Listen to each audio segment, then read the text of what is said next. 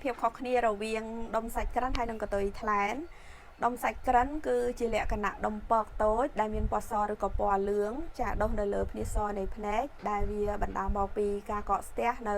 กะสมนอลเกาสิกาคลันกะโชมหรือก็โปรตีน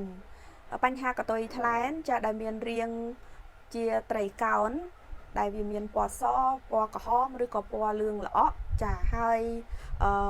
ជាលិកាដុំសាច់លាយសរសៃឈាមដែលដុសចេញពីភ្នាសនៃភ្នែកនេះចាប់ផ្ដើមរីករាលដាលលាតសន្ធឹងក្របទៅលើកញ្ចក់កែវភ្នែកជំងឺទាំងនេះកើតឡើងដោយសារតែកត្តាមួយចំនួនដូចជាភ្នែករបស់យើងស្ងួតរ៉ាំរ៉ៃចាការត្រូវនឹងពន្លឺកម្ដៅថ្ងៃត្រូវខ្យល់ធូលីដីចាដែលចូលភ្នែករបស់យើងដែលយើងមិនបានការពារបានល្អអញ្ចឹងណា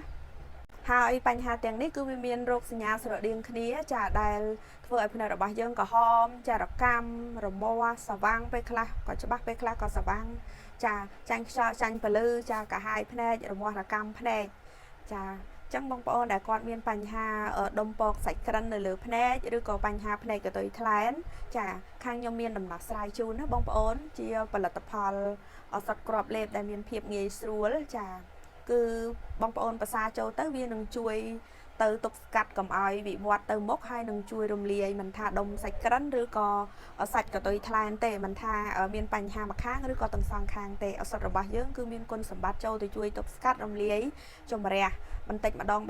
ងហើយมันមានផលប៉ះពាល់យើងអាចធ្វើកិច្ចការងាររកស៊ីប្រចាំថ្ងៃបានធម្មតាសម្រាប់បងប្អូនដែលមានបញ្ហាចាប្រើប្រាស់ផលិតផលច្រើនហើយអត់ត្រូវអត់បាត់ចាអត់ចង់ឆ្លងកាត់ការបកឬក៏ការវះកាត់ចាចាប់អារម្មណ៍ជាមួយនឹងផលិតផលឱសថគ្រាប់លេបនេះទេចាបើសិនណាជាបងប្អូនចាប់អារម្មណ៍ចាអាច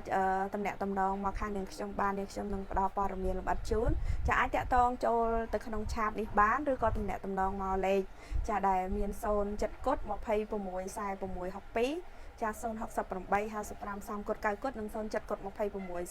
62ចាលេខពីខ្សែខាងដើមគឺភ្ជាប់ Telegram បងប្អូនចង់ឆាតក៏បានចង់ខលក៏បានចានេះខ្ញុំមានប៉ុណ្ណេះចាសូមអរគុណ